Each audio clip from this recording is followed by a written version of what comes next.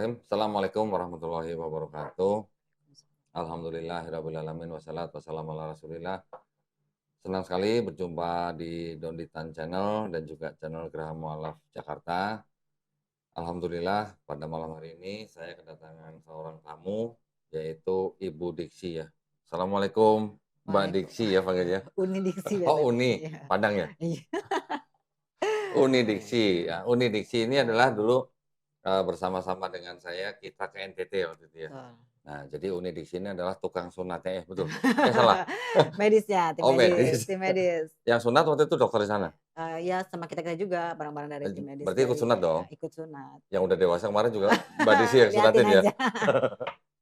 Alhamdulillah Mbak Diksi ini dari RHC ya Mbak ya? Ya. RHC itu apa? Rufaidah Humanity Care. Itu yayasan? Yayasan. Di Di mana? Tangerang. Oh di Basisnya Tangerang? di Tangerang. Loh kalau yang di Padang itu apa? Di Padang cabangnya ada. Oh cabang? Ada cabang Oh juga. oke. Tim Mbak yang di Diksi ini Sumbar. ketuanya?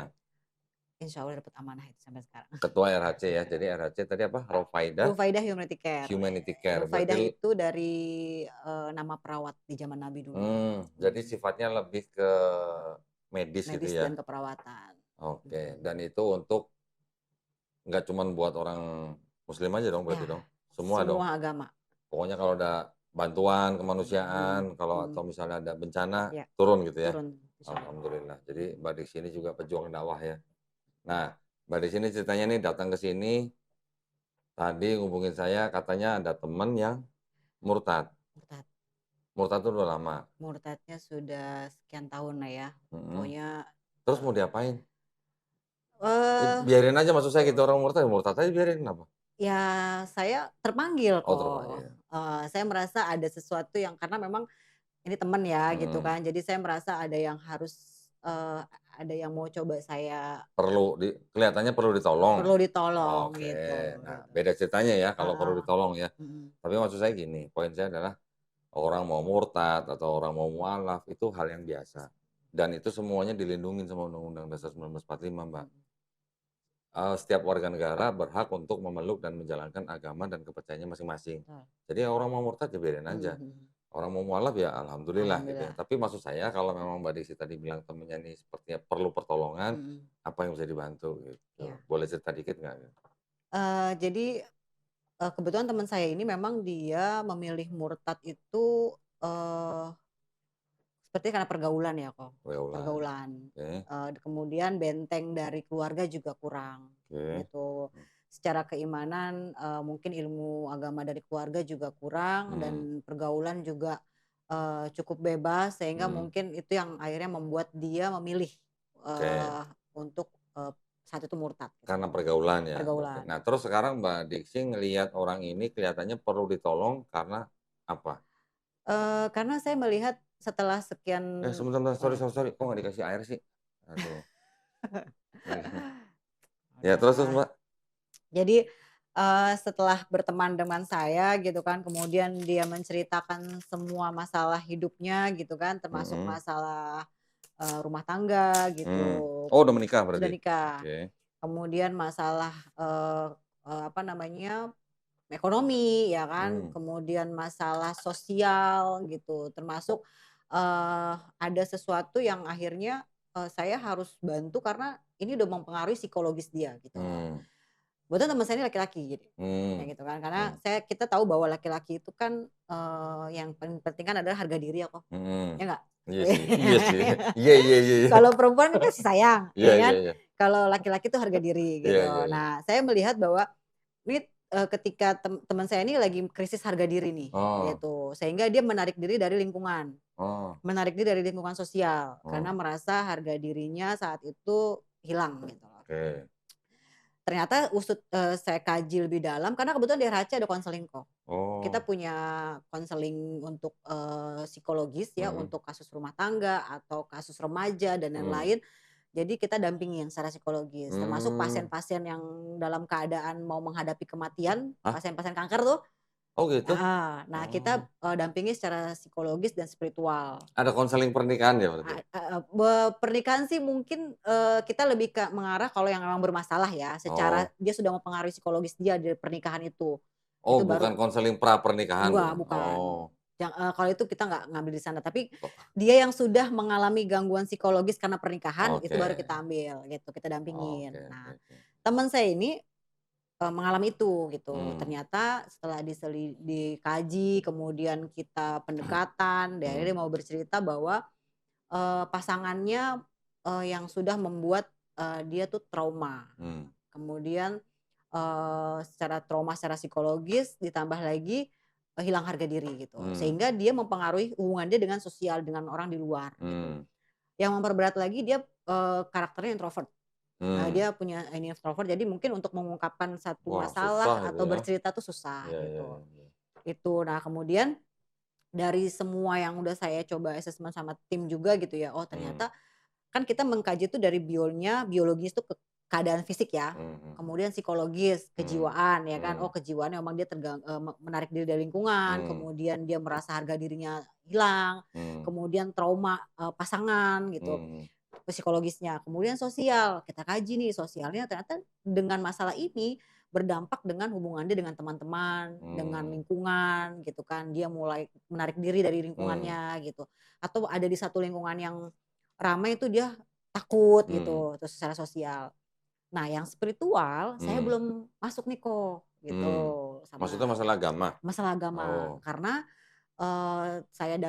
setelah kita kaji kan memang dia agamanya karena tadi murtad tadi itu ya gitu mhm loh. Jadi mhm, saya untuk masuk secara spiritual ini sangat hati-hati mmm, gitu, karena takutnya nanti saya masuk spiritual malah merusak yang lain nih gitu loh. mmm, Akhirnya yang tadinya dia udah nyaman bercerita sama kita karena dia mmm, punya masalah dengan, tadi introvert dia itu mmm, untuk mmm, bercerita mmm, susah, mmm, ini udah nyaman nih sama kita nih, mmm, kita masuk sisi spiritual, dia mmm, mundur gitu kan. mmm, Apalagi dia tahu kita muslim gitu kan, iya. sedangkan dia, murtad. Makanya saya dalam berapa kali pertemuan, konseling itu saya nggak pernah bawa masalah spiritual, Pertanyaannya, itu mhm, berarti kan dia sekarang orang Kristen. Kristen.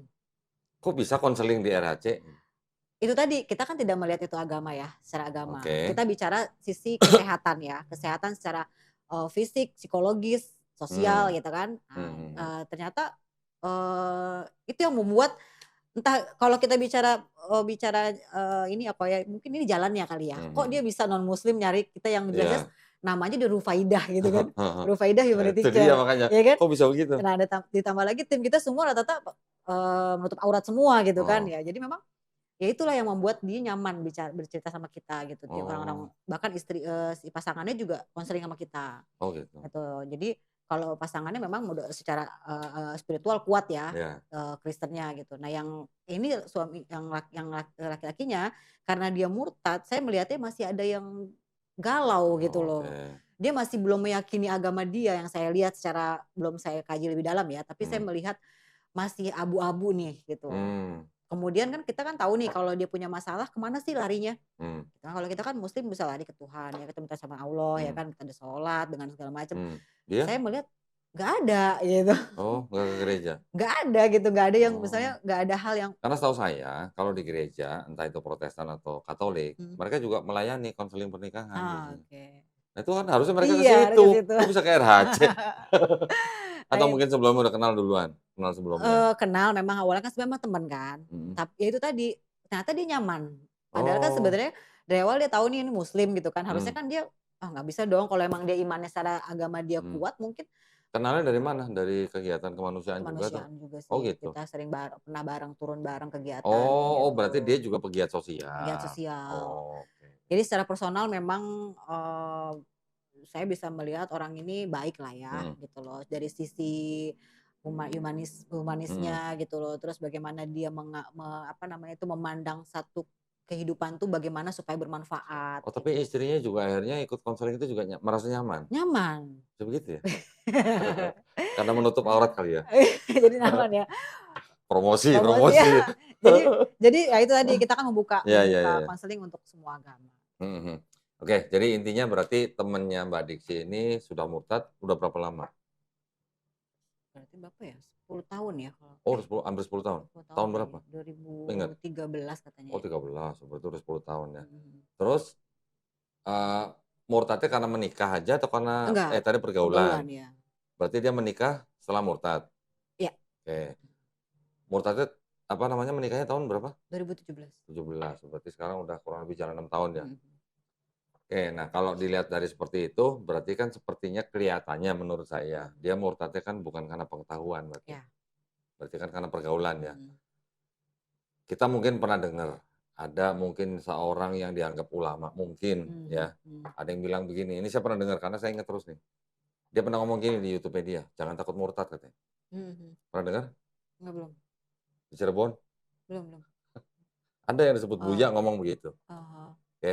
Nah, saya sih nggak apa namanya, nggak mau menanggapi lah Mhm. kalimat-kalimat seperti itu. Tapi intinya kalau buat saya, ya boleh juga memang jangan takut murtad, tapi kalau tanpa pengetahuan. Mhm mhm. Tapi kalau pakai pengetahuan atau dia punya pengetahuan atau Mhm. punya ilmunya, insya Allah sih dia nggak akan murtad harusnya gitu. Ya. Ya, walaupun tadi saya bilang Mhm. murtad mualaf itu hal biasa, Mhm. di negara juga nggak ada sanksi apa-apa.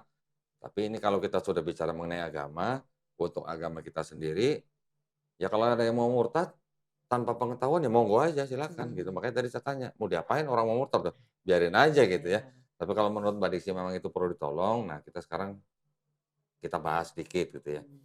Sekarang maksud saya, Mbak Diksi sebagai seorang muslimah, kalau ditanya Islam itu apa, misalnya nanya anaknya misalnya, Mhm. "Islam itu apa sih?" Mbak Diksi kan bisa menceritakan dari A sampai Z. Mhm. Dari mulai kelahiran Nabi Muhammad Iya. SAW, menerima wahyu, Mhm. berdakwah, sampai Berdakwah. hijrah, Mhm. sampai akhirnya menaklukkan Mekkah gitu Mhm kan. mhm. Sahabat-sahabatnya juga pasti Mbak Desi semua kenal. Mhm Akidahnya bagaimana, Mbak mhm. Desi pasti tahu. Bisa bercerita. Rukun iman, rukun Islam Islam. pasti tahu kan. Mhm Itu bisa diceritakan sebagai seorang muslimah mhm. yang tahu gambaran utuh agama yang Agama kita. dipeluk. Kira-kira temannya Mbak Diksi bisa nggak suruh nyeritain Kristen seperti itu? Kira-kira menurut pengamatan Mbak Diksi gitu? Ya, kayak masih ragu ya saya, karena memang tadi saya belum masuk ke sisi spiritualnya ya. Iya, iya. Saya belum Enggak, tapi bertanya, dari omongan dia nggak pernah ngomongin agama dia? nggak pernah, Oh, oke. heeh. Dia, Hari ketika raya dia tahu nggak? Hari raya agama dia? tahu, sempet Hah? kemarin sempet lupa katanya. Oh, sempet lupa. Lupa tanggal. Oh, bukan soal lupa tanggal sih ya, kalau lupa tanggal nggak apa-apa, tapi hari raya apa yang dia rayakan dia Oh, tahu nggak? nggak tahu juga deh, saya nggak itu mungkin saya belum mengkaji ke sana gitu Nah, kok. Makanya saya, eee, gimana caranya nih, saya masuk ke sisi spiritual, sehingga saya juga punya ilmunya gitu loh mhm. kok, Oke, gitu kan. nah sekarang gini, kan tadi saya bilang, Mhm Mbak Desi kalau ditanya apa itu Islam, sejarahnya bagaimana, siapa nabinya, siapa Tuhannya, siapa sahabatnya, kitabnya apa gitu kan, mhm Mbak Desi pasti bisa jawab semua. mhm mhm. Ya walaupun nggak ngelotok lah Iya, ya, nggak meletok, tapi gambaran utuhnya pasti tahu. iya, Sekarang kalau di Kristen tuh gini, Mbak, Kristen itu kan adalah sebuah agama yang kalau secara akademis mhm bersama-sama dengan Islam, Kristen, dan agama Yahudi. Pernah dengar kan agama Yahudi? Yahudi, Secara akademis itu dibilang agama samawi mhm atau yang disebut dengan agama Abrahamic faith gitu. mhm Tetapi kalau secara akidah kita nih sebagai umat Islam, secara akidah kita agama samawi ya cuma Islam. mhm Kita berani bilang bahwa agama Islam itu agama yang benar, mhm bukan agama yang paling benar. mhm, Kalau kita bilang agama yang paling benar, berarti ada yang lain yang benar. iya, Kita yang paling benar, bukan begitu. mhm, Kita Islam harus berani ngomong Islam adalah agama yang benar. benar, Yang lain salah buat kita, di mata kita. mhm Tapi ini dalam konteks akidah. mhm Tapi kalau dalam konteks bernegara, negara kan mengakui setiap agama yang mhm sudah diakui oleh negara nih. mhm Kan kita punya 6 agama yang diakui mhm, oleh negara. Masing-masing berhak menentukan atau mengakui bahwa agamanya yang benar. benar, Secara akidah masing-masing. mhm Begitu juga kita, gitu mhm kan. Nah, kalau di dalam Kristen, tadi kan saya bilang ada Yahudi, ada Kristen, ada Islam. Yahudi kita tahu, mungkin kalau kita juga sering mendengar ada Taurat, ya, ada Bani Israel, mhm yang di dalam Quran kita sering disebut, mhm ya, mungkin itu adalah sebagai yang disebut dengan Bani Israel dengan bentuk seperti sekarang, mhm yang apa istilahnya, bangsanya sudah terpencar di mana-mana, tetapi sekarang mereka sudah punya negara sendiri, mhm mhm yang di Israel yang merdeka 1948, yang disebut dengan gerakan Zionisme. mhm Tapi kan juga ada Yahudi-Yahudi yang di luar Israel, yang kelihatannya mereka mengikuti agama mereka, bahkan protes kepada negara Israel sendiri. Ada yang begitu nggak? mhm, Di Amerika banyak orang-orang Yahudi ya udah, yang protes dengan kebijakan Israel terhadap orang-orang Arab Palestina. mmm, Itu masih ada. Mereka adalah Yahudi-Yahudi yang merasa mengikuti Taurat dan mereka merasa bahwa mereka tidak tidak perlu wajib pulang ke negara Palestina atau ke Israel. mhm Karena mereka tahu nanti pada akhir zaman seperti apa, mereka punya keyakinan Iya iya sendirilah iya. gitu. Nah, dari Yahudi itu kitabnya ini, Mbak. Ini Jadi ini kitabnya apa orang sih? Yahudi. Ini kitab semua? Ini kitab semua nih. Yang bawa nih semuanya Oh. Bible nih. Wih, Buat apa semua. gitu Iya. banyak-banyak ya. Enggak, ini nggak dijual Oh, gitu. nggak dijual? Ini cuma buat nakut-nakutin doang Oh. gitu. Nah, ini kitabnya Yahudi nih, ya. Mhm. Nama yang disebut mereka Tanakh. Tanakh itu singkatan Taurat, Nevi'im, Ketuvim. Mhm. Taurat itu yang disebut dengan 5 kitab Musa. Mhm. Kejadian, Keluaran, Imamat, Bilangan, Ulangan. Di Quran juga disebut ada Taurat, Taurat, Zabur, Zabur, Injil. Injil, heeh. Di sini ada yang nama Ketuvim, yang isinya salah satu adalah Mazmur. Mhm. Mazmur itu yang kita kenal sebagai Zabur. Mhm. Tetapi Taurat, Zabur, Injil yang dimaksud dalam Quran, itu bukan yang ini. Mhm. Ini adalah kitabnya orang Yahudi, Mhm. yang kita yakini adalah Taurat, Zabur, Injil adalah wahyu-wahyu yang diturunkan Allah Subhanahu wa taala kepada nabi dan rasulnya, Mhm. termasuk Nabi Musa alaihissalam, Salam. Nabi Daud alaihissalam, Nabi Isa alaihissalam. Mhm. Nabi Musa alaihissalam dengan Taurat, Nabi Daud alaihissalam dengan Zabur, Zabur, Nabi Isa alaihissalam dengan Injil. Injil. Tapi ketiga kitab itu bukan ini atau Mmm. bukan kitabnya orang Kristen. Mmm. Karena kita meyakini bahwa nabi-nabi kita itu tidak menulis kitab. Mmm. Mereka menerima wahyu, Menerima wahyu. mereka mengucapkan lisan. Mhm. Wahyu itu dalam bentuk lisan yang diajarkan pada Bani Israel Mhm.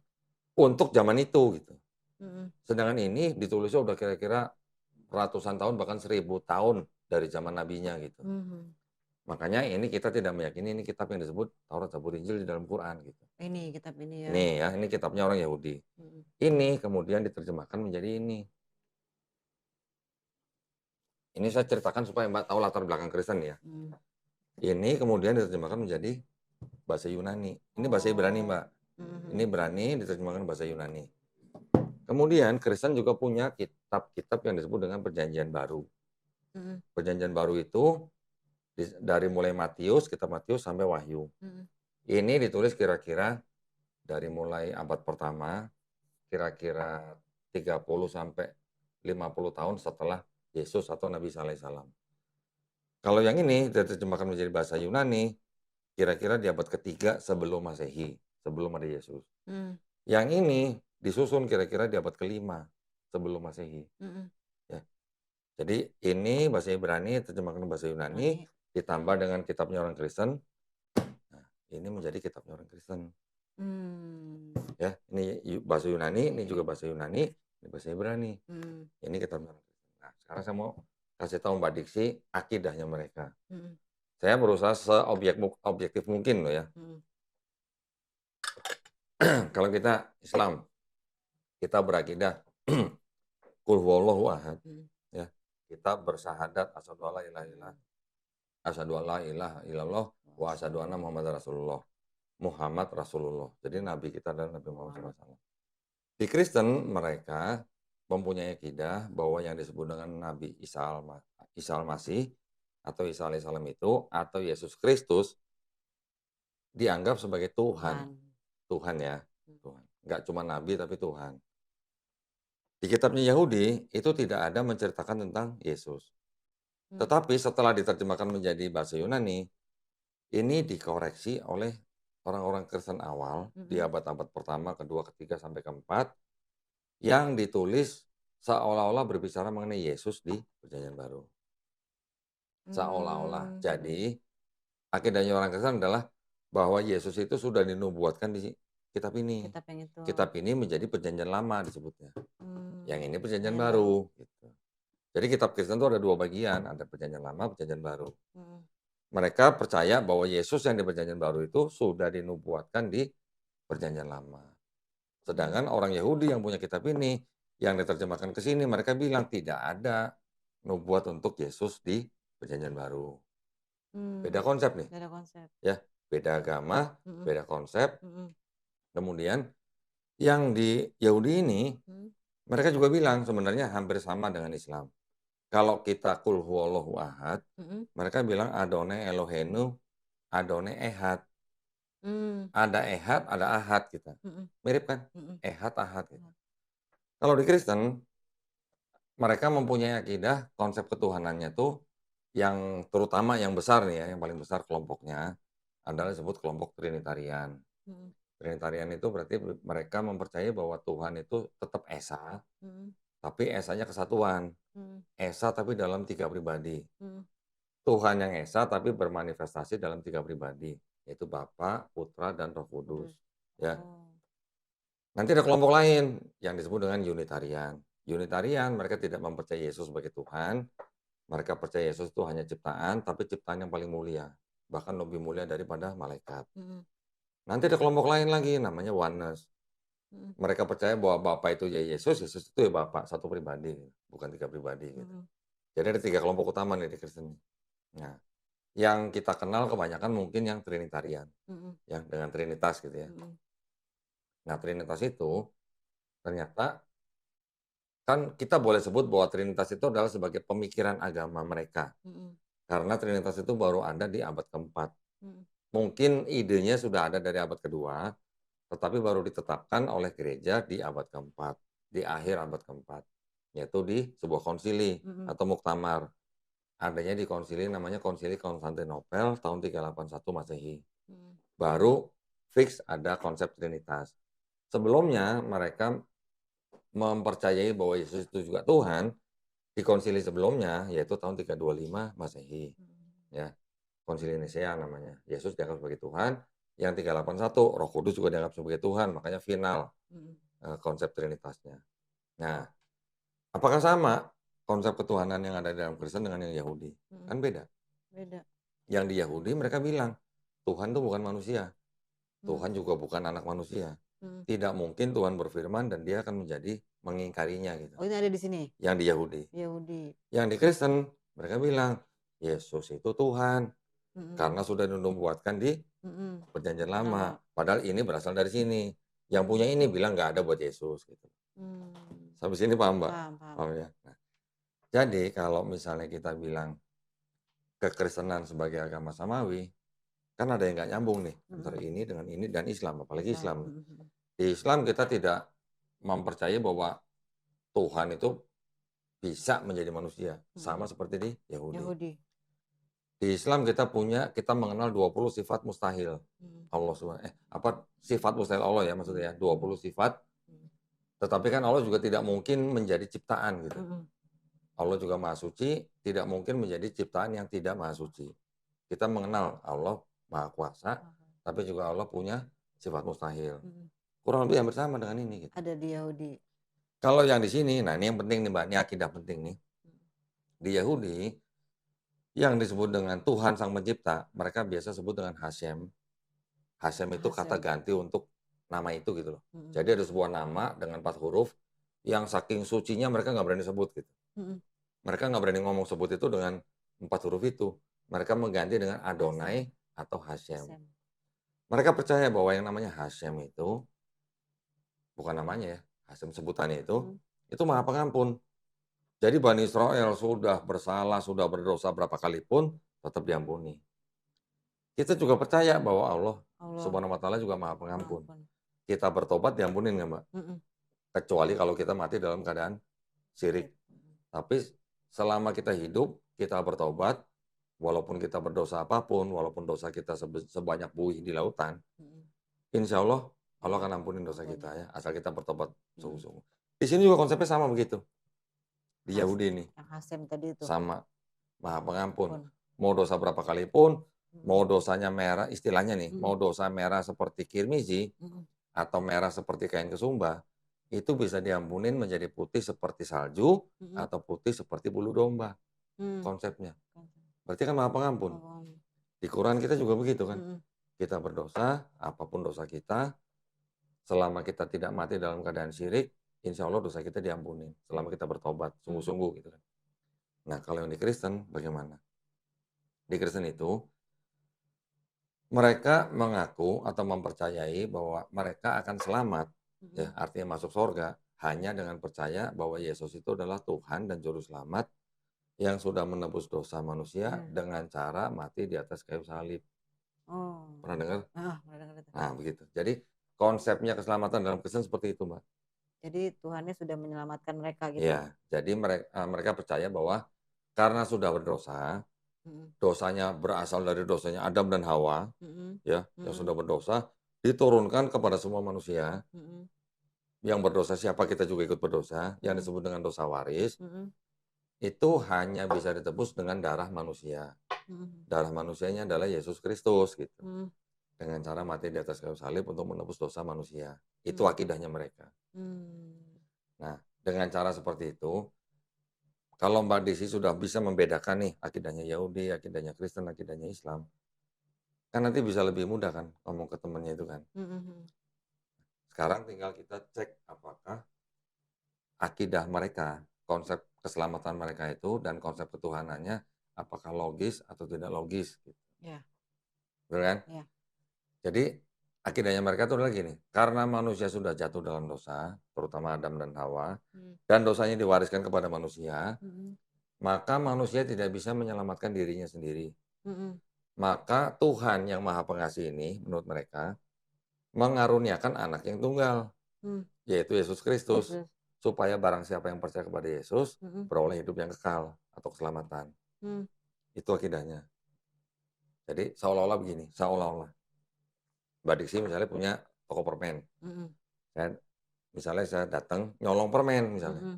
Saya salah kan sama Mbak Desi Iya. kan?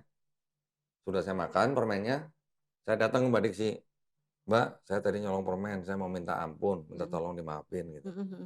Terus Mbak Desi bilang gini, "Boleh saya ampunin asal saya bunuh anaknya Mbak Diksi," gitu. Mmm. Konsepnya kurang lebih gitu. Oh, iya. Karena kan Bapa yang Maha Pengasih itu mengaruniakan anak yang tunggal, Yesus Kristus, supaya menebus dosa manusia. Mmm. Kira-kira kalau begitu logis apa enggak gitu? Enggak lah. Kan Langsung ngomong enggak lah enggak lah. gitu ya. Tapi memang begitulah konsep mereka. Nanti Oh. kalau Mbak Desi sudah mulai masuk ke dalam sisi spiritual untuk bicara mengenai ini, Mhm. itu bisa dibicarain. Itu Mmm. baru konsep keselamatan ya. Mhm. Konsep ketuhanan tadi kan berarti Tuhan yang esa bisa menjelma menjadi manusia, Manusia juga dia bermanifestasi dalam Roh Kudus. harus tulus. Jadi kalau manusia itu nanti kita bisa lihat dari ketidaklogisannya dari sini. Dari Bapa atau Tuhan yang Maha Kuasa, tapi dia Maha Hadir dan Maha Kuasa makanya dia bisa jadi manusia. Mhm. Kira-kira menurut Mbak Diksi, Mhm. ya sebagai muslim ya, anggap aja bukan muslim, Mhm. anggap aja outsider lah gitu ya. Mhm. Kalau muslim kan udah pasti jawabannya kan Iya. subjektif. Heeh. Tapi kalau menurut Mbak Diksi jawaban yang objektif, Tuhan yang Maha Kuasa ini bisa nggak menjadi manusia Mhm. yang tidak Maha Kuasa gitu. Tidak Maha Kuasa dalam arti gini, di dalam Bible juga disebutkan Yesus tidak tahu kapan hari kiamat. Oh. Ya, Yesus Oh. tidak tahu kapan buahara musim, Ada di situ? ada, Oh. ya. Mhm. Jadi memang kalau teman-teman Kristen akan bilang, "Oke, memang Yesus tidak tahu hari kiamat karena itu dari sisi kemanusiaannya." Iya, iya. Jadi Iya, ah, iya. jadi ada konsepnya pada saat dia menjadi manusia, Mhm. dia punya keterbatasan. Oh, iya. Tetapi juga pada saat yang sama dia menjadi manusia, dia bisa menyembuhkan orang sakit, bisa membangkitkan orang mati, Oh, ada oke, oke. mukjizatnya, Iya, iya, iya, iya. ya. Heeh. Tapi pada saat yang sama juga, dia juga tidak tahu Oh. kapan pohon ara musim Mhm. gitu, Mhm. apa berbuah gitu. Mhm. Ada di sini. Mhm. Mhm. Kira-kira kalau menurut Mbak Diksi, Tuhan yang Maha Kuasa bisa nggak menjadi makhluk manusia, Yang tidak ciptaan yang punya keterbatasan gitu? ya kalau secara logis ya orang yang sudah mempunyai kuasa dia bisa punya kuasa juga dong sebenarnya di bawah Harusnya, harusnya. ya kan. Nah, masalahnya kok bisa ada konsep Tuhan yang Maha Kuasa bisa jadi makhluk atau manusia yang kuasanya berbeda gitu, ya. Heeh, heeh. Jadi kuasanya kan kalau yang Tuhan yang Maha Pencipta ini kan punya kuasa kan mungkin tidak terbatas gitu. Mhm. Tetapi dia saat menjadi manusia kuasanya terbatas gitu. Heeh, heeh, heeh. Kok bisa ada konsep seperti itu gitu. Iya, iya. Konsep-konsep seperti itu sebenarnya diambil dari konsep negara apa, pemeluk-pemeluk kepercayaan sebelumnya, yang percaya pada Tuhan yang triad. Triad itu 3 tapi satu, satu tapi 3 gitu. 3 ya. Contoh Trimurti misalnya. Mhm. Terus di Mesir juga ada Osiris, Horus, Ra gitu. Mhm. Nanti di Romawi juga ada Mitraisme, di Persia juga ada, di Babilonia juga ada, Mhm. di Sumeria juga ada gitu. Mhm. Bahkan di Eropa juga ada. Itu memang sudah konsep manusia-manusia yang percaya dengan konsep Tuhan yang triad gitu. Hmm. Ya. Jadi boleh dibilang juga itu adalah penganut-penganut paganisme. Paganisme. Paganisme atau juga Helenisme lah. Yunani kuno kan ada dewa Zeus. Dewa Zeus, mereka percaya bahwa menghamili seorang wanita muda bernama Danae dalam hujan emas, punya anak namanya Perseus.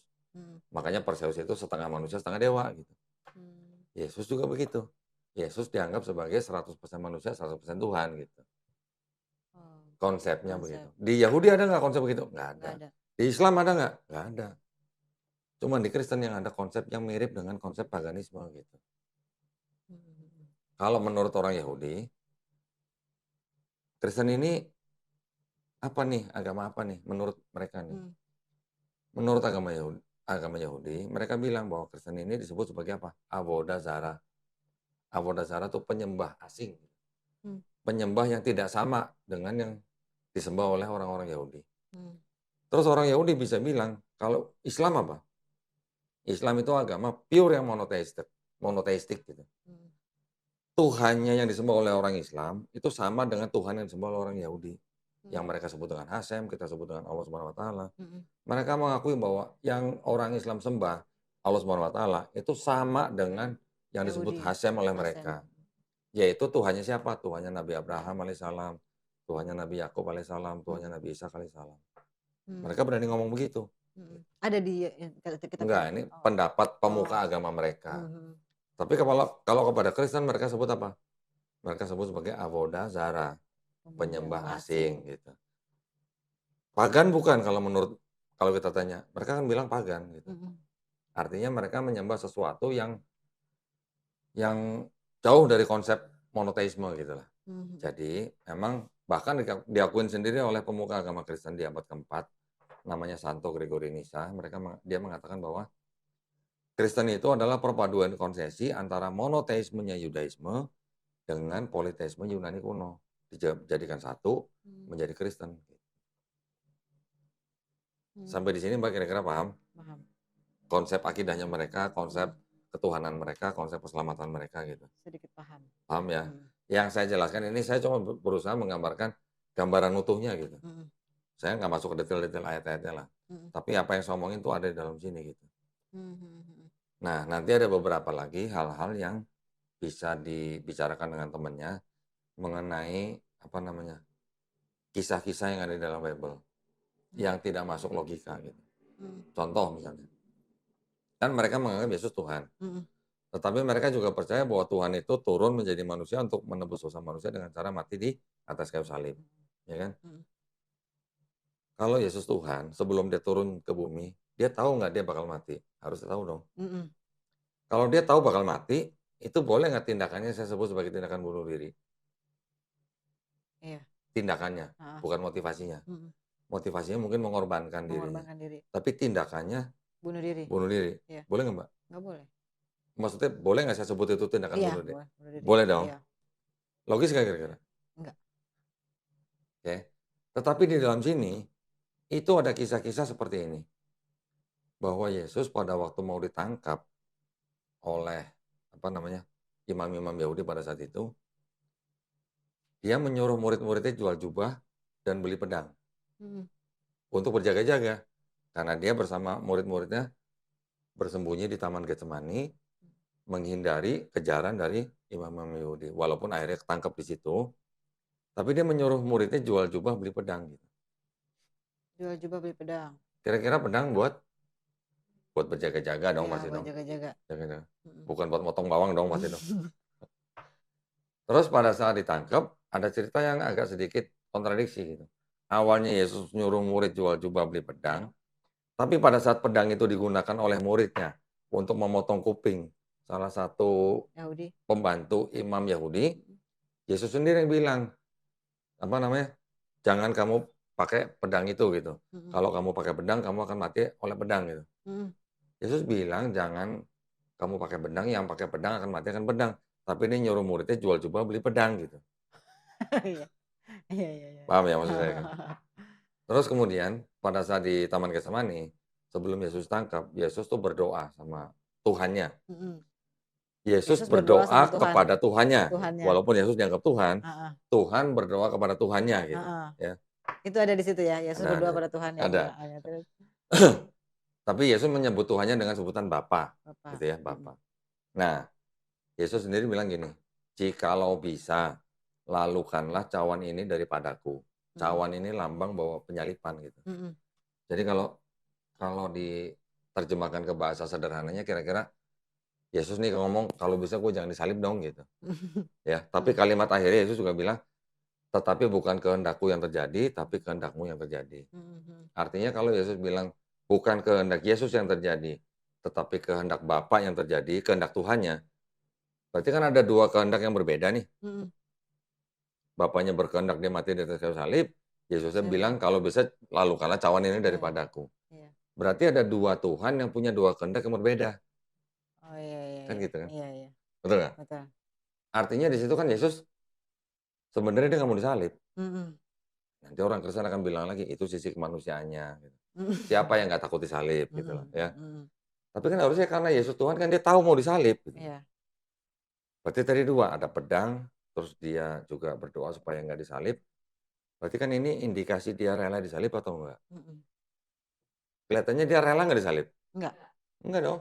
enggak, Kemudian setelah dia ditangkap, dibawa ke imam besar, diadilin.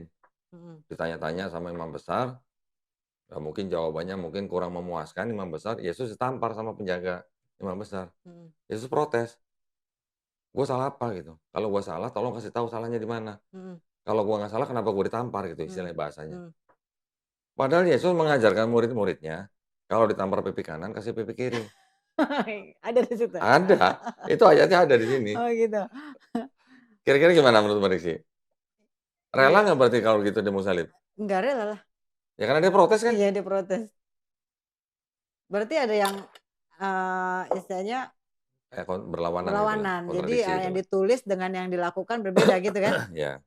Oh, Terus diceritakan di sini juga, pada waktu Yesus disalib, mhm, di atas salib Yesus teriak, "Eli, Eli, lama sabachthani." Bahasa Eli, Ibrani. mhm, mhm. Artinya, "Allahku, Allahku, mengapa engkau meninggalkan aku?" Gitu. Mmm, Kira-kira kalau dengan kalimat seperti itu tuh kalimat Yesus rela disalib apa enggak? kenapa? Kenapa? Kalimat yang Yesus rela disalib apa enggak? Enggak? Ada memang kalimat lain, jadi dari 4 gospel itu ada Mhm, cerita, ada 7 kalimat Yesus di atas kayu salib. mhm, Saya nggak ingat semua, tapi salah satunya adalah Eli, Eli, lama sabachthani. mhm, Kemudian ada bilang, "Kuserahkan nyawaku." mhm, Kemudian ada yang bilang, "Kasihlah apa, ampunilah mereka karena mereka tidak tahu apa yang mereka perbuat." mhm, Ada kalimat-kalimat seperti itulah. mhm, Artinya kalimat-kalimat ini adalah kalimat-kalimat yang sebenarnya nggak sinkron semua. mhm, Artinya nggak bisa disatukan. Karena ada satu kalimat yang, "Kok mengapa kau meninggalkan aku?" Gitu. mmm, Berarti kan nggak rela. nggak rela. Kalau memang dia rela disalib kenapa harus teriak begitu kan gitu. Mhm, Udah gitu, selama hidupnya di dalam Bible ini diceritakan bahwa Yesus selalu memanggil Tuhannya dengan sebutan Bapa. mhm, Tahu-tahu di atas kayu salib menyebutnya Eli, Eli. Eli gitu.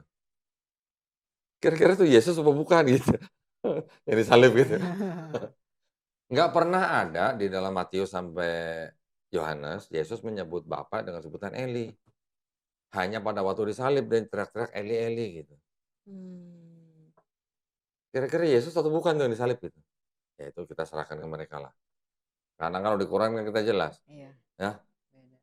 wa ma qataluhu wa ma sholabuhu. Mhm, Udah, gitu kan. Berarti kalau Yesus teriak Eli, Eli lama sabatani, kira-kira tuh yang disalib Yesus atau bukan gitu. mhm, Itu sih hanya inilah. Tetapi dari beberapa indikasi itu, kelihatan bahwa Yesus sebenarnya tidak rela disalib, mmm, gitu. Ya, itu akidah. beda. Nanti Mbak boleh tanya ini ya. Yang kedua, berikutnya, yang menyalib Yesus adalah tentara Romawi, Mmm, ya. mhm, Tentara Romawi itu nyalib Yesus karena diperintahkan oleh gubernur yang bernama Pontius Pilatus, mhm, ya. mhm. Pontius Pilatus mengadili Yesus, akhirnya dia tidak menemukan kesalahan Yesus, tapi akhirnya dia harus menyalibkan Yesus karena tuntutan imam-imam Yahudi. Ah, Imam-imam Yahudi ini bisa menangkap Yesus karena jasanya murid Yesus yang bernama Yudas Iskariot. Pernah dengar? belum Nggak dengar. pernah. Mhm. Yudas Iskariot itu murid Yesus sendiri, tapi dia dianggap berkhianat, Oh, menyerahkan Yesus untuk untuk ditangkap oleh imam Yahudi. iya, iya. Oke? Yudas Iskariot kenapa bisa menyerahkan Yesus? Karena dia dibisikin iblis. Di Oh, dalam sini ada. heeh, heeh, Pada waktu perjamuan terakhir dia dibisikin iblis mhm, untuk berkhianat. Yesus disalib, tadi kan Mbak Diksi dengar bahwa Yesus disalib untuk menebus dosa manusia. iya, yang menyalib tentara Romawi, yang nyuruh Pontius Hmm. Pilatus atas tuntutan imam Yahudi, atas informasi dari Yudas Iskariot, atas bisikan iblis. Kalau tidak ada 5 orang ini, kira-kira Yesus salib nggak? Enggak. Enggak. Berarti orang-orang ini yang membuat Yesus disalib di atas kayu salib, itu berjasa atau berdosa? Berdosa. Loh, kok berdosa? Berjasa. Berjasa dong. Kalau nggak ada 5 orang ini kan Yesus nggak disalib kan? Iya. Berarti berjasa dong. Kalau berjasa masuk surga, masuk neraka ini 5-5-nya. Surga. Termasuk iblis. Oh, iya. Ada iblis tuh tadi loh. Justru iblis yang pertama kali membisiki Yudas. Kalau nggak ada iblis, bakal ada penyalipan nggak? Nggak ada. Berarti iblis berjasa berdosa. Ya ini pertanyaan. Ya. Kita boleh lempar pertanyaan ini ke mereka yang punya akidah seperti itu gitu. Kira-kira gitu. Terakhir misalnya gini. Anggap aja Mbak Deksi ini seorang Kristen yang punya akidah bahwa Yesus sudah mati di atas kayu salib untuk menebus dosa Mbak Deksi. Anggap aja begitu punya akidah. Terus saya tanya, kalau Mbak Deksi dikasih kesempatan bisa ngeliat Yesus pada waktu mau disalib, Mbak Deksi sebagai orang yang menganggap Yesus Tuhannya, kira-kira Mbak Deksi akan menolong Yesus supaya disalib atau menolong Yesus supaya nggak disalib atau lari dari situ seperti murid-muridnya? Lari. Kalau lari berarti Mbak Desi nggak tahu bahwa dosanya Mbak Desi ditebus sama Yesus di atas kayu salib. Menolong supaya disalib atau menolong supaya tidak disalib? Nah, kan kalau kita menolong Yesus supaya tidak disalib, kita nggak jadi ditebus dosanya. Ya. Ya, tapi kalau kita menolong untuk disalib, tega bener sih, Bu. Masa kita menyalibkan Tuhan kita sendiri gitu. Itu akidahnya. Kalau lari berarti kita nggak tahu. Jadi apa nggak disalib? Berarti kita nggak tahu itu Yesus mati di atas kayu salib untuk menebus dosa kita. Kalau kita tahu kenapa kita lari? Harusnya kita seneng dong lihat dong. Kan paling tidak kita nonton, ya dalam istilahnya kan kita bersyukur bahwa dosa kita sudah ada yang nebus gitu.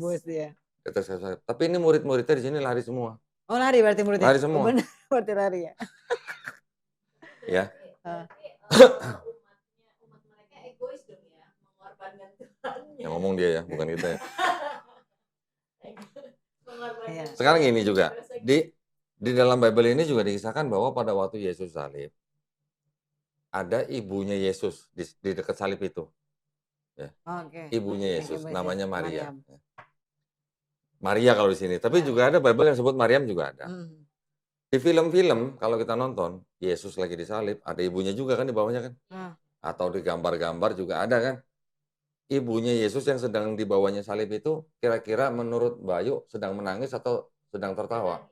Menangis. Kenapa Bu kira-kira menangis? Kan sebelum disalib itu mereka dia dicambuk. Iya, dicambuk, disiksa gitu lah ya. Terus kalau nggak salah itu yang mahkota. Pakai mahkota duri, iya. Iya. Kira-kira kenapa ibunya nangis, Bu? Sedih. Anaknya disalib. Apakah Maria itu nggak tahu kalau dosanya Maria ditebus sama matinya Yesus di atas kayu salib? Itu Maria yang salah. Akidahnya gitu, Mbak. Iya. Walaupun bagaimanapun, kita tetap harus menghormati akidah orang lain, kepercayaan orang lain. Tapi itu yang tertulis di sini. Nah, itu kan bisa ditanya dengan logika-logika, seperti yang tadi pertanyaan saya. Apakah Yesus rela disalib? Apakah orang-orang yang menyalib Yesus itu berjasa atau berdosa? Apakah kalau kita bisa melihat Yesus kita mau lari atau mau nolongin gitu? Apakah Maria yang lihat itu sedih karena dia nggak tahu dosanya ditebus gitu? Kalau dia tahu dosanya ditebus kan harusnya jangan menangis dong, Bu.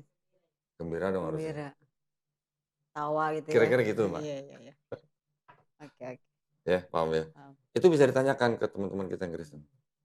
Jawabannya nanti mungkin bisa bervariasi lah. Ada orang Kristen yang karena logikanya jalan, pada saat dia ditanya, kamu kalau lihat Yesus mau disalib, kamu ngapain?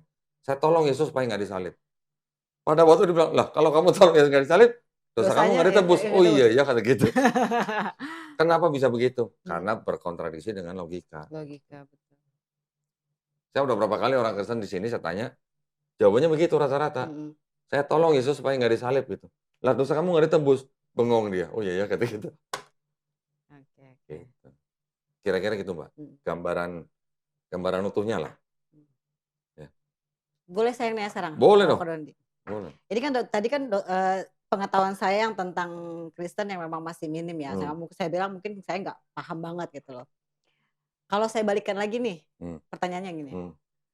Ini kan orang yang tadi murtad nih, dia mengakui tadi agak dengan kitab yang ada di itu dia percaya dengan kitabnya. Kalau saya tanya lagi balik, waktu Kodondi syahadat, apa yang meyakini Kodondi? Karena saya menemukan di dalam Bible ini ternyata banyak ayat-ayat yang palsu atau tidak asli. Nah, pada saat saya hanya mendengar ada ayat yang tidak asli, saya nggak langsung percaya dong. Saya cari tahu dong. Buktinya apa? Yang bilang nggak asli siapa? Ada dai-dai lah, ya. Ada apologet Muslim lah. Contoh saya sebutkan almarhum Syekh Ahmed Didat. Karena saya dulu waktu masih Kristen saya nonton itu malah. Tidak sengaja kan video itu muncul di beranda YouTube saya gitu. Jadi penasaran saya tonton. Satu video ditonton, 2 video, 3 video sampai habis gitu. Saya tonton semua. Dr. Zakir Naik. Ya, mudah-mudahan Allah Subhanahu wa taala merahmati mereka semuanya. Amin. Juga yang lain lah, ada macam-macam, ada Ustadz Hussein ya, ada Yusuf Estes, ada Noman Alikan, semua saya tonton. Kalau yang yang frontal mengatakan bahwa di dalam Bible itu ada ayat yang tidak asli atau tidak otentik, itu almarhum Syekh Ahmed Didat. Makanya saya cari tahu dari mana Syekh Ahmed Didat bisa ngomong seperti itu. Saya sebagai orang Kristen ingin membela diri dong. Paling tidak membela untuk diri saya sendiri dulu lah. Saya mau mendebat dia kan istilahnya susah gitu ya. Saya cari tahu, saya melakukan pencarian sendiri, akhirnya saya bisa menemukan bahwa terbukti. Ada sebuah Bible kayak gini nih, Mbak. Sayang banget udah hampir rusak nih. Kemana-mana dibawa nih. Ini kitab suci apa? Masih baca? Katolik. Ini apa? Tidak untuk diperdagangkan. Oke. Ini dipersembahkan kepada umat Katolik Indonesia oleh Direktorat Jenderal Bimbingan Masyarakat Katolik Departemen Agama Republik Indonesia. Resmi nggak? Resmi. Resmi dong? Resmi ya. Dulu Kodondi Katolik apa Protestan? Protestan. Ini ada sebuah ayat. Ya. 1 Yohanes pasal 5 ayat ke-7. Ada ayat 7. Nah, ini ayat 7 nih. Nah, sekarang Mbak Desi yang baca sendiri deh. Supaya tahu isinya apa gitu. Sebab ada 3 yang memberi mata saya ini nih. Sebab ada 3 yang memberi kesaksian di dalam sorga. Bapa, Firman, dan Roh Kudus. Dan ketiganya adalah satu. Terus? Sampai kata-kata di bumi. Dan ada 3 yang memberi kesaksian di bumi. Nah. Roh dan... Yang dari sini. Mana? Dari mulai di dalam sorga sampai kata-kata di bumi. Mana bumi? Ini bumi nih. Ini ada tanda kurung kan? Dalam kurung, di dalam sorga, Bapa, Firman, dan Roh Kudus, titik 2, dan ketiganya adalah 1. Sampai? Dan ada 3 yang memberi kesaksian di bumi. Nah, sampai kata di bumi kan ada tanda kurung kan? Tuh ada catatan di sini nih. Ayat 7 sampai 8. Kalimat di dalam sorga sampai dengan di bumi. Nah, itu keterangannya begini. Dibaca nih, Mbak. Bagian. 7. Bagian ayat ini tidak terdapat dalam naskah-naskah Yunani yang paling tua dan tidak pula dalam terjemahan-terjemahan kuno, bahkan tidak dalam naskah-naskah paling baik dari Vulgata. Terus? Bagian ini kiranya aslinya sebuah catatan di pinggir halaman salah satu naskah terjemahan Latin yang kemudian disisipkan ke dalam naskah-naskah oleh penyalin dan akhirnya bahkan disisipkan ke dalam beberapa naskah Yunani. Karenanya bagian ini pasti tidak asli. Apa, Mbak? Tidak asli. Apa? Nggak asli. Tidak asli itu apa? Tidak asli. Palsu. Saya yang ngomong ya, bukan saya. Ini ada sebuah catatan seperti ini. Jadi artinya di dalam Bible itu proses penyusunan ya, pembentukan sampai menjadi Bible yang seperti ini mengalami proses-proses yang apa? Tadi kan ada disisipkan oleh penyalin, gitu kan? Berarti ada proses penyalinan, ada penyalin yang menyisipkan. Tadi apa? Ada catatan di pinggir halaman. Catatan di pinggir halaman disisipkan menjadi apa? Menjadi ayat. Justru ayat inilah yang menjadi bukti teks menurut Kristen bahwa ada ajaran Trinitas dalam Bible. Ternyata ayat ini tidak asli. Gitu. Karena saya bisa menemukan seperti ini, buat saya nih ya, buat saya pribadi ya, berarti buat saya kitab ini menurut saya tidak bisa disebut sebagai kitab suci karena ada ayat yang tidak asli. Tidak asli. Dan ini nggak cuma satu, Mbak, banyak di sini, banyak. Saya Oh. tunjukin lagi ya. Tapi kok kalau mereka kan maksudnya pasti membaca kitab itu juga ya? Nggak semua jemaat punya kitab ini, Mbak. Oh. Yang mereka punya ini, yang nggak ada catatan seperti ini. Ini nggak ada catatan kakinya. Oh, nggak ada note-nya istilahnya Nggak ada ya? footnote-nya. Ya. Oh. Saya kasih lihat lagi nih. Termasuk mungkin ini yang di Iya, Perjanjian Baru iya. itu? Di sini juga nggak ada catatan kakinya. Padahal semua ini ada dari sini juga ya kan, dari Yahudi. Bukan, kalau yang Perjanjian Baru tulisan mereka sendiri. Iya, maksudnya. Kalau yang ini yang dari Yahudi menjadi Septuaginta ini bahasa Yunani, ini juga tidak ada, yang Yunani nggak ada catatan kakinya, yang terjemahan nggak ada. Ya, sekarang yang di sini yang Perjanjian Baru ini, kalau ini ada Perjanjian Lama, Perjanjian Baru ya Bu ya. Ya, tapi ini ada catatannya gitu lah. Jadi asal dari sebuah ayat gitu, ayat apa gitu, misalnya dari mana gitu. Kayak ininya ada sumbernya ya. Nah, contoh nih. Apa tuh ayat Matius, ini Matius 17 ayat 21. 21. 20 atau 21? Ayat 20. Ini nih 21. Ayat 21. Nah, coba dibaca. Maka gunung ini akan Bukan, yang di garis merah. jenis ini tidak dapat diusir kecuali dengan berdoa dan berpuasa. Ada catatan di bawah tuh. Apa tuh? Catatan ayat 21. Ayat ini tidak asli dalam Matius, tetapi diambil dari merek apa? Markus 9:29 dengan ditambah kata berpuasa. Dan berpuasa. 2 tadi ya. Masih banyak di sini yang begitu. Jadi ya karena mereka nggak tahu ini. Nggak tahu kitab ini ya. Iya. Kalau di sini nggak ada catatan kakinya. Tapi kalau yang orang benar-benar belajar Bible, mereka pasti nanti akan larinya ke sini. Akan maksudnya bicara studi Bible gitu ya. Kalau yang di bahasa Indonesia, setahu saya tidak ada catatan-catatan seperti itu. Kalau yang di bahasa Inggris itu ada catatan-catatannya, Mbak. Ada yang disebut dengan studi Bible gitu. Contoh misalnya ini. Scofield Reference Bible. Di dalam Bible mereka ini, selain ayat, mereka juga punya referensi nih. Nah, setelah referensi, mereka juga punya catatan. Ini nih catatan-catatan ini di bawah nih. Gitu. Jadi, ya kalau boleh dibilang jujur, ya mereka jujur gitu. Iya. Tapi pada akhirnya, dengan melihat konsep ketuhanannya, dengan melihat konsep keselamatannya, terus dengan kita mengetahui ada ayat yang tidak asli, belum lagi nanti ada ayat-ayat yang kontradiksi, akhirnya membuat saya memutuskan bahwa buat saya ini bukan kitab suci gitu. Contoh lagi nih ya, ini bahasa Indonesia kan? Ya.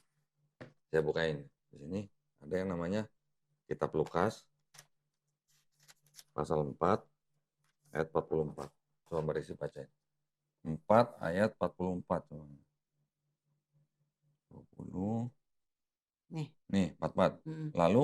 Lalu ia memberitakan Injil dalam rumah-rumah ibadat di tanah orang Yahudi. Karena orang Yahudi. Nah, ini udah ada perubahan lagi nih. Kalau yang Bible sebelumnya, mereka menulisnya gini. Ini paling baru nih, revisi paling baru tahun ini nih. Itu namanya TB2. Kalau masih yang di TB sebelumnya, yang belum diganti, mereka menulisnya ini. 44 nih. Nih. Ini yang baru ya?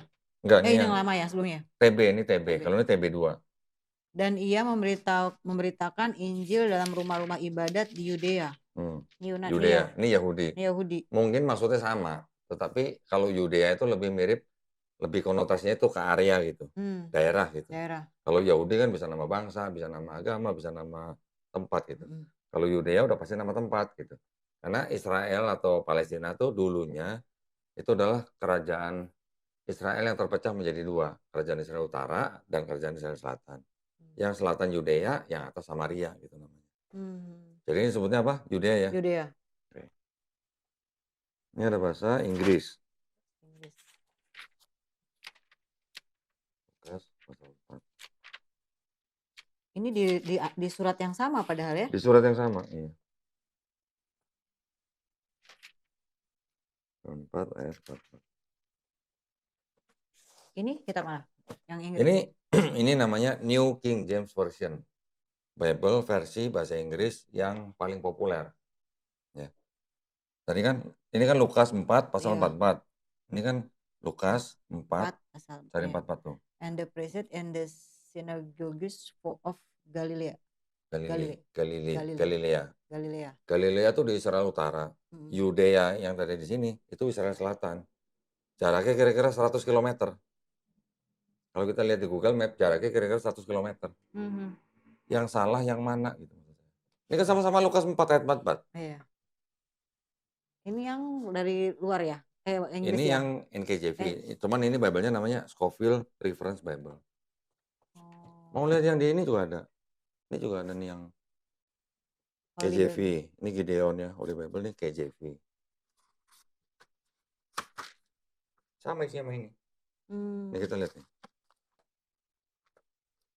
Ini kayaknya orang baru nih. Masalah gini-ginian nih masih benar-benar belum pernah dengar ya. Pernah dengar. Bayu pernah dengar? Karena kan di sekolah Katolik. Oh iya. Tapi dulu waktu Katolik, waktu sekolah di Katolik dia dikasih tahu nggak ada ayat yang beda-beda begini? Oh enggak. Dikasih tahu nggak ada ayat yang perjanjian baru? Dikasih tahu nggak dulu ada ayat yang tidak asli? Oh enggak. Loh emang yang Katolik emang dikasih tahu ada ayat tidak asli? Enggak juga. Ini Bible, harusnya Bible khusus calon pastor. Oh. Ini. Jadi mereka tahu. Harusnya tahu. Tapi cuma ada dikasih tahu nggak? Enggak. 4, Lukas 4 kan? Ini 5, ini 4. Nih, coba baca. And he was preaching in the synagogues of Galilea. Nah, sama kan ini juga Galilea kan? Ini Galilea. Yang bahasa Indonesia Yudea.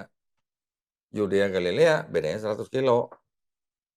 Yang salah Yesus berceramah di Galilea atau di Yudea gitu. Enggak, saya nanya bukan yang benar, Bu, yang salah. Kan nggak mungkin dua-duanya benar kalau begini. Berarti ada satu yang salah. Saya mau tahu yang salah yang mana gitu. Yang ini beda lagi tadi di sini. Kalau kan? ini Yahudi samalah, anggap aja sama dengan yang ini iya. Yudea. Ini menurut mereka ini penyempurnaan gitu loh. Dari sini.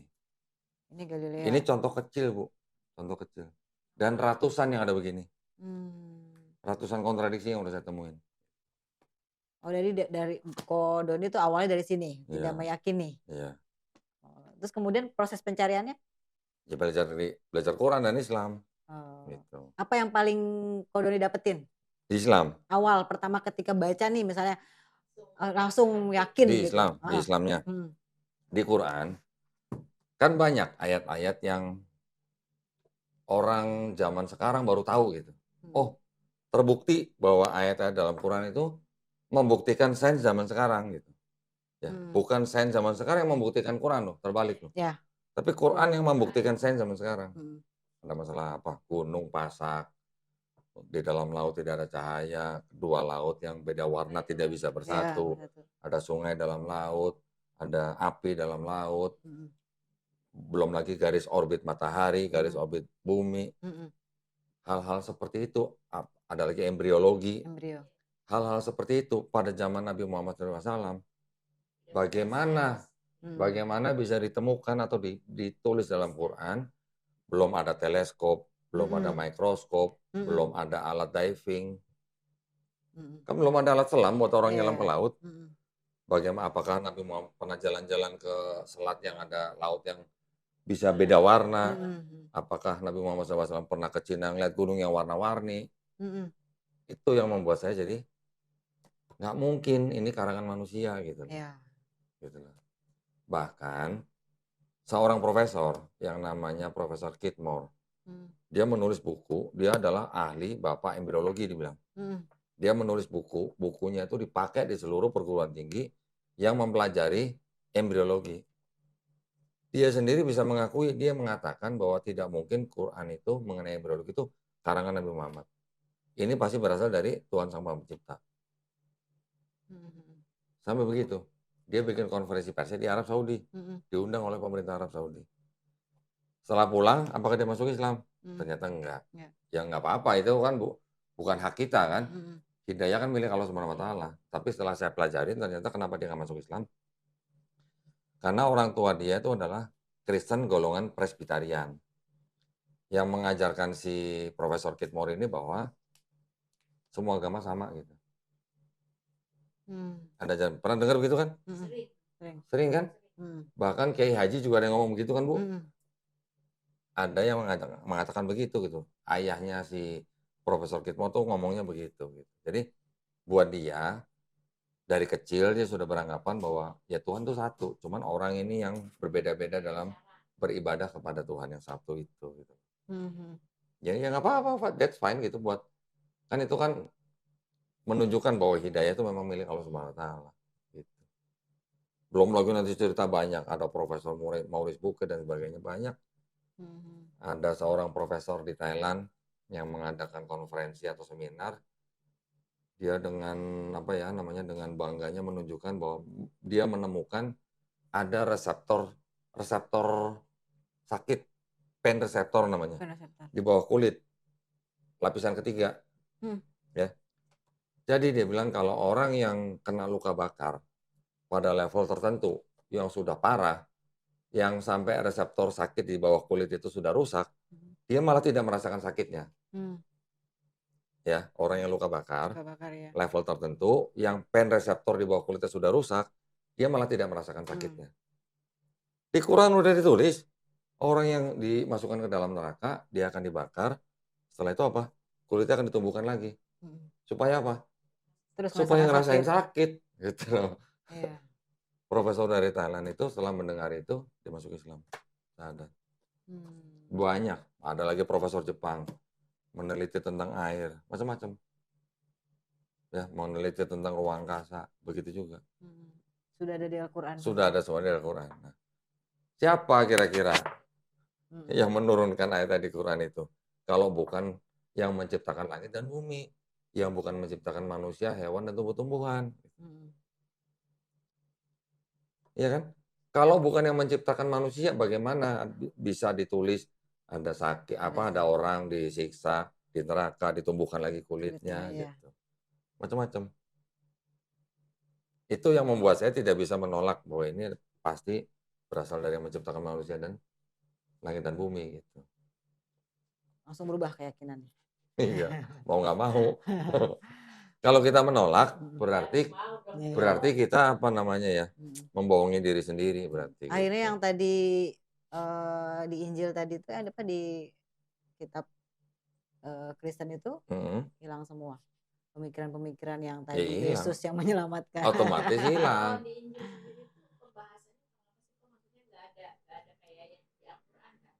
Sebenarnya ada yang masih sama. Oh, kalau masalah sains, kalau sains di Bible itu juga banyak yang berkaitan dengan sains, tapi banyak yang salah.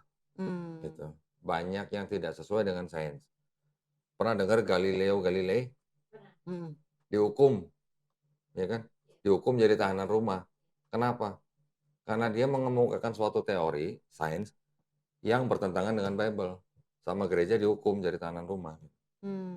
Sampai saya lupa matinya kenapa, tapi akhirnya Paus dari Vatikan akhirnya minta maaf ke keluarganya Galileo Galilei. Karena tindakan pemuka agama Katolik zaman dulu gitu. Itu mengenai kalau nggak salah pusat alam semesta itu matahari atau bumi gitulah. Beda dengan di Bible. Di Bible juga ada banyak ayat-ayat yang ternyata tidak sesuai dengan sains, berkontradiksi gitulah. Saya sudah pelajarin semua sebabnya kenapa, kok bisa kontradiksi, kok di sini banyak kontradiksi, diceritakan kisahnya sama tapi nama orangnya beda, angkanya beda gitu.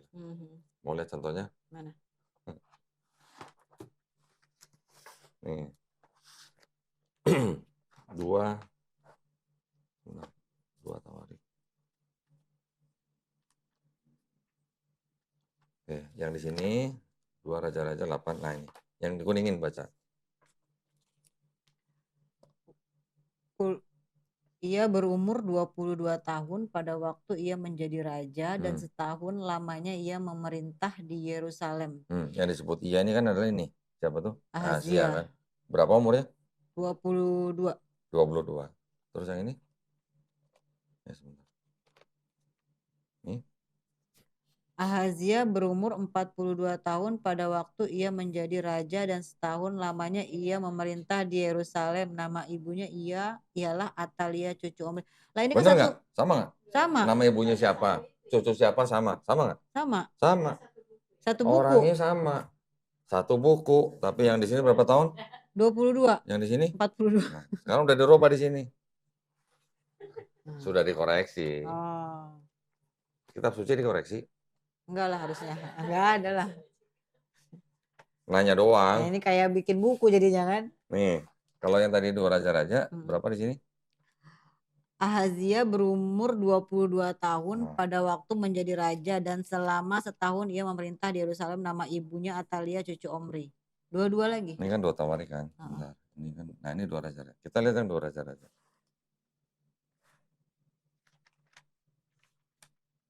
Dua raja-raja 8, 2.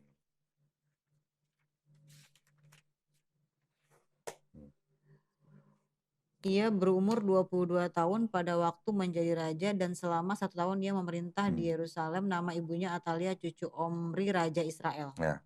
Ini kan dua raja-raja 8, 26. Hmm. Ini dua raja-raja 8, 26 ya. 26. Sama nggak sama ini? Sama kan? Sama. Iya berumur berapa? 22 tahun. 22 di sini? Umur 22 tahun. 22 tahun. Terus tadi yang di dua tawari, di sini kan sebutnya berapa? 42 kan? Hmm. Ini berapa? Berumur 42 tahun. 42. Nah, kita lihat yang di sini. Ini berapa? Ahazia berumur 22 tahun. Ini berapa? 42. Udah dikoreksi.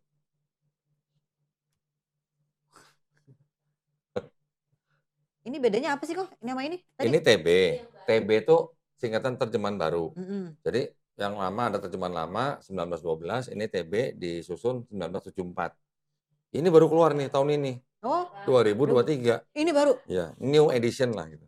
Oh. Jadi sebutnya TB2 gitu. Kalau Berarti orang yang di sekitaran umur 1974 sampai 2000 masih pakai yang ini. pakai yang ini. Ya. Terus yang 2003 ini baru keluar tahun ini, Oh. Gitu. Tadi berantem nih. Mana yang benar? Nah, itu tadi udah dikoreksi kan? Iya, yang tadinya 42 di Ini sini jadi koreksi 22. jadi 22. Nanti ada lagi yang begitu. Mengoreksi ini berdasarkan apa? Jadi gini, pada waktu ini yang ini sebelum ada ini ya, ini kan diterjemahkan, kan Kristen itu naskah kunonya itu banyak gitu, nggak cuma satu gitu. Kalau di Islam kita tahu lah, Nabi melafazkan ayat-ayat Quran, sahabat-sahabat menulis. Tulisan-tulisan itu kan terpencar-pencar. Ada yang ditulang, ada yang di pohon gitu kan, ada yang di media lain. Pada saat Nabi sudah wafat, terus kemudian pada zaman Khalifah Abu Bakar, dikodifikasi kan pertama kali Bu, karena banyak yang hafiz Quran yang tewas di pertempuran. Kan itu media-media yang sudah terpencar itu dikumpulin lagi. Tapi pada waktu dibuat menjadi mushaf, kan ada filternya. Filternya apa? Jadi kayak seolah-olah kayak kita mau filter nih sesuatu nih. Filternya ini apa? Hafiz-hafiz Quran. Hafiz-hafiz Quran ini kan yang menjadi filter. Misalnya ini di daun misalnya ada tulisan begini. Oh ini ayat mana? Dicek sama hafiz Quran, bener nggak nih? Ada nih ayat mana? Bener, masuk dalam mushaf.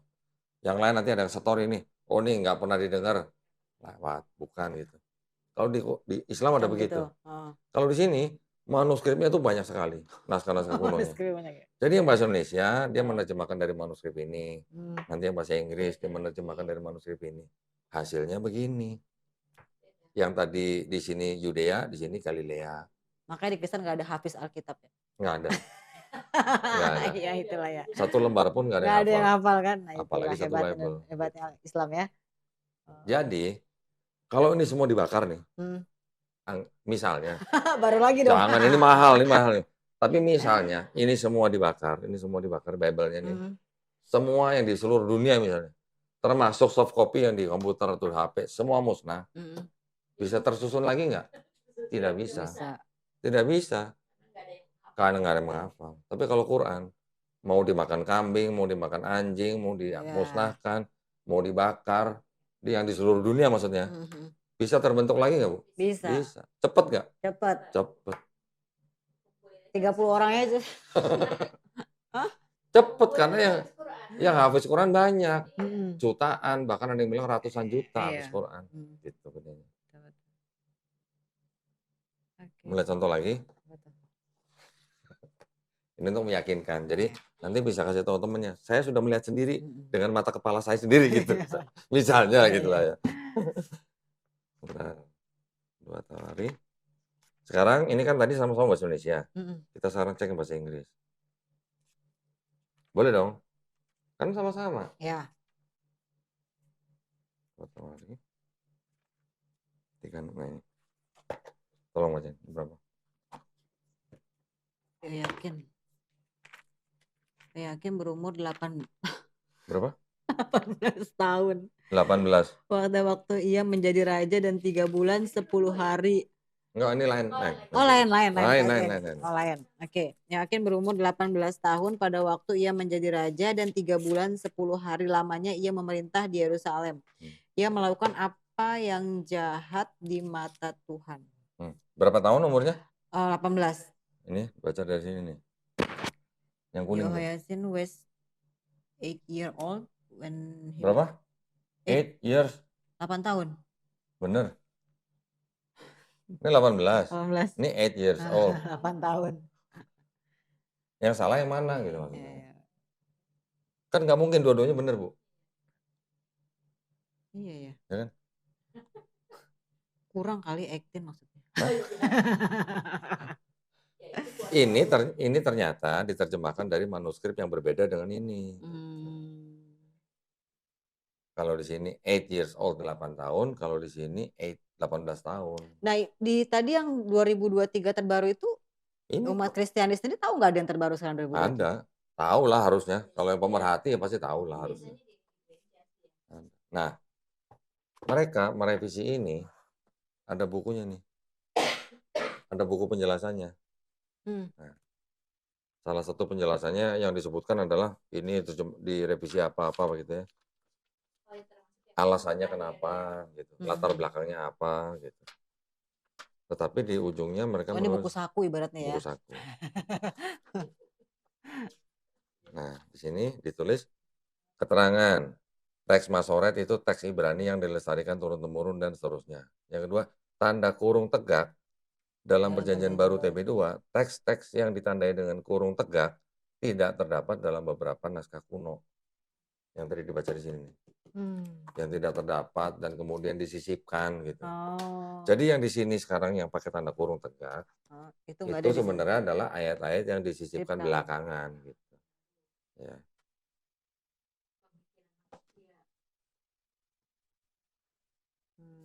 Kalau di Islam kan juga ada ya Bu ya.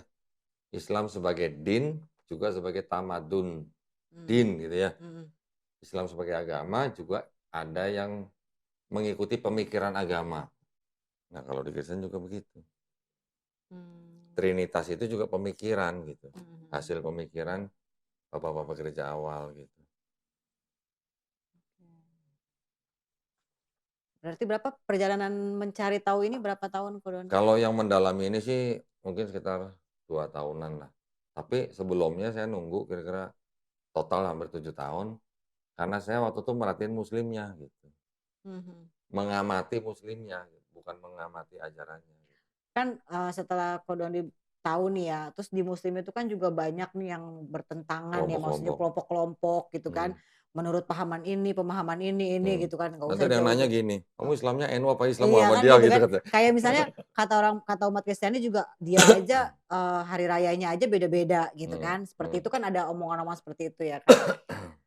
Terus waktu Ko Doni menyikapi itu gimana gitu dengan perbedaan-perbedaan di muslim dengan Ko Doni baru masuk nih ke. Kita mau nggak mau kan harus mempelajari NU itu apa, visi misinya apa, sejarahnya bagaimana, Muhammadiyah bagaimana, yang lain juga bagaimana. Sampai kita juga harus mengenal apa itu Syiah gitu kan. Nanti ada lagi golongan-golongan yang dianggap sesat gitu atau menyimpang gitu loh. Itu kita harus belajarin. Kalau nggak pelajarin kita asal ikut aja, nah itu yang bahaya. Nah, alhamdulillah saya bergabung dengan sebuah yayasan yang namanya Yayasan Pembina Mu'alaf At-Tauhid. Ya, channelnya Geraha Mu'alaf gitu. Nah, alhamdulillahnya di Yayasan Pembina Mu'alaf At-Tauhid ini kita tidak memandang anggotanya dari golongan mana kita nggak lihat. Mm. Mau dari partai politik juga boleh istilahnya. Tetapi di dalam Yayasan Pembina Mu'alafat Tauhid ini diharamkan sesama muslim berdebat, Oh. gitu ya. Mm. Apalagi yang diperdebatkan adalah sesuatu yang sudah selesai mungkin ratusan tahun yang lalu gitu. Mm. Yang sudah diselesaikan oleh ulama-ulama kita zaman dulu gitu. Itu udah nggak perlu diperdebatkan gitu. Mm. Yang kita lakukan atau yang kita targetkan adalah sebenarnya adalah kita melakukan perang pemikiran terhadap saudara kita yang Kristen, yang mana mereka masih melakukan upaya-upaya pemurtadan. Masih ada nggak upaya pemurtadan? Iya. Masih. Tetapi yang kita lakukan kan hanya upaya perang pemikirannya, bukan perang fisik. Gitu. Iya. Kita tetap harus menghormati, keluarga sebesar saya masih Kristen semua, masih Kristen semua. Nah, ya walaupun saya ngomongin ini kan, kalau mereka memang berminat ya silahkan, tapi kalau enggak kan, Hidayah saya juga milik nggak boleh Allah. paksain. Hidayah kan bukan milik Iya, kita. bukan milik kita. Gitu. Jadi sekarang udah paham kan ya, Oke. konsepnya di dalam Kristen seperti apa. Konsep ketuhanannya bagaimana, konsep keselamatannya bagaimana. Kemudian apa yang saat ini juga meyakini Ko Dondi untuk benar-benar bergerak dan fokus dalam hal ini. Nah, ini tujuannya adalah apa? Untuk membentengi akidah umat Islam dari upaya-upaya pemurtadan. Gitu. Nah, itu dia. Salah satunya juga untuk misalnya menjadi apa ya? Menjadi cara atau apa? Pertolongan pada contoh pada temannya Mbak Diksi itu. Ya. Gitu. Saya sering kedatangan tamu di sini ya, orang tua yang anaknya hampir murtad atau bahkan sudah ada yang murtad. Datang sini kita ngobrol sama anaknya. Disebutin nanti cara-caranya mereka bisa murtad dari mana, gimana ceritanya kok tahu-tahu bisa ketemu orang. Kadang-kadang nggak diduga Bu, bisa terjadi di pasar, di depan Indomaret, saya nggak boleh sebut merek ya, di depan minimarket lah pokoknya ya. Bisa terjadi, ketemu misionaris atau pendeta diajak gereja. Jangan salah loh, di dalam gereja tuh sistem kekeluarganya jauh lebih bagus daripada masjid. Tanya Mbak. Tuh. Terutama Pantai Kosta, Bu. Sistem kekeluarganya. Mentang-mentang orang Padang denger Pantai Kosta Saya langsung langsung ingat, oh ini Kohani. Nah, mereka sistem kekeluarganya tuh bagus banget. Ada yang sakit, Terus, ada yang sakit besuk, ya, misalnya. Terus ya gitu. Jadi memang sistem kekeluarganya mereka bagus. Dibandingkan dengan masjid yang kita lihat nih, kita kalah jauh. Terus terang, saya bisa berani ngomong gitu. Karena saya pernah berada di sana. Gitu. Kemudian kan Ko Dondi sering nih kedatangan, tadi kan bilang kedatangan orang yang udah mau murtad, orang yang sudah murtad gitu kan ya. Ini saya kesini juga kan otomatis kan karena saya pengen belajar nih sama Ko Dondi kan. Karena saya dapat satu kasus yang saya rasa saya butuh ilmu juga nih untuk ngadepin orang semacam inilah ya gitu ya. Menurut Ko Dondi sendiri insting nih ya, kita bicara insting Ko Dondi mungkin sering mensyahadatkan. Insting emang apa nih? Sudah sering mensyahadatkan gitu kan ya, mensyahadatkan gitu ya. Kedatangan saya ke sini tuh ada nggak keyakinan Ko Dondi sendiri bahwa ini bisa gitu? Ini bisa tuh maksudnya? Oh ya, temennya Mbak Desi itu? Bisa menarik. Keyakinan ya maksudnya, karena kan kita kan kalau bicara tentang tauhid atau akidah kita ya, kita meyakini bahwa pertemuan itu semua sudah ada. Tidak ada yang kebetulan. Tidak ada yang kebetulan. Yeah. Bahkan tadi hari ini pun kita nggak secara mendadak banget gitu kan. Makanya kan tadi saya bilang kalau bisa temennya bawa sini harusnya. Itu nyerahin ini diri. Sekarang saya ngajarin Mbak Desi, nanti Mbak Desi ngajarin orang itu lagi. Kalau sama yang saya omongin, kalau beda. Ya, itulah makanya kan itu proses kan. Ya, tapi kan alhamdulillah sekarang zaman udah bisa direkam. Ya. Mbak Desi nanti kalau bisa tunjukin ke temennya rekaman ini juga boleh. Atau Mbak Desi bisa mempelajarin lagi kan bisa. Iya sih. Tapi meyakini ya. Tapi saya yakin temennya itu pasti nggak paham gini-ginian yang tadi saya sebutin. Yakin nggak paham ya? Saya yakin dia nggak paham. Ya, yang cuma ikut-ikutan itu biasanya waktu kita ke NTT tahu kan, ingat kan? Mereka bawa nenteng-nenteng Bible waktu ke gereja begini. Tapi apakah di rumah mereka baca? Apakah mereka pelajarin? Enggak. Ingat waktu di masjid yang mana tuh yang malam-malam kita mati lampu itu? Oh, yang di ya. Ya, yang kita nginep situ. Yang ada anak muda kan suruh kita buka kan? Dia sendiri nggak tahu kan? Gitu. Tapi gini, Mbak, intinya kalau untuk siapapun lah, untuk teman Mbak Dexy atau untuk yang lain, kita cuma bisa kembali hidayah itu milik Allah Subhanahu wa taala. Walaupun dia orang pintar, entah dia bukan kurang pintar, tetapi kalau belum dipilih Allah, Ya. tetap aja gitu ya. Jadi saya nggak bisa ngomong, orang itu pasti nanti syahadat, nggak bisa, nggak boleh. Kalau saya ngomong begitu, saya berarti mendahului, gitu Mbak. Ya berarti kita meyakini bahwa hidayah itu miliknya. Iya. Karena kan orang yang datang ke sini pasti semua ada prosesnya Iya. ya kan. Ya alhamdulillah kebanyakan yang datang ke sini yang dari Kristen setelah melihat bukti-bukti ini alhamdulillah banyak yang syahadat. Ada juga yang enggak, orang pendeta datang ke sini juga pernah. Waktu saya tunjukin ini ya nggak banyak ngomong, akhirnya pulang gitu. Ya karena dia pendeta, mungkin dia masih mikir dunia gitu kan. Ya kalau pendeta kan hidupnya memang dari situ gitu. Tapi kalau pemikirannya terbuka, Ya. dia bisa memahami secara logika pasti. Iya. Insya Allah ya. Iya. Ya ada juga pendeta yang masuk Islam juga ada. Ya, tapi kan itu berarti kan orang itu kan sudah bisa menomorsekiankan duniawi gitu kalau udah begitu. Tapi kalau dia masih mengedepankan duniawi susah. Ya, mudah-mudahan ini yang tadi kita obrolin ini selain membawa manfaat buat kita, insya Allah bisa membawa manfaat buat temannya Mbak Dexy. Ya syukur-syukur kalau beliau menerima hidayah dari Allah Subhanahu wa taala, alhamdulillah. Itu bonus buat kita. Betul. Yang penting kerjaan kita udah kelar. Iya. Sampaikanlah walaupun hanya satu ayat. Ya. Tapi kalau mereka lain ceritanya. Perintahnya mereka lain nih kalau mau tahu nih. Yang kuning. Perintahnya mereka begitu. Karena itu pergilah, jadikanlah semua bangsa muridku dan baptislah mereka dalam nama Bapa dan Anak dan Roh Kudus. Itu perintahnya. Jadikanlah semua bangsa muridku. Baptislah mereka dalam nama Bapa dan Putra dan Roh Kudus. Tapi sayangnya ayat ini tidak asli. Oh gitu. Disisipkan lagi. Disisipkan. Di sini mungkin tidak ditulis begitu ya. Tetapi dari ahli-ahli perjanjian baru, hampir rata-rata semua ahli perjanjian baru sudah mengatakan bahwa ayat ini tidak asli. Ini adalah sisipan dari gereja Romawi di abad kedua. Banyak sekali. Ada juga Bible-Bible yang memberikan komentar bahwa ayat ini adalah sisipan di abad kedua dari gereja Romawi. Bahkan ini ada tulisan juga, itu Paus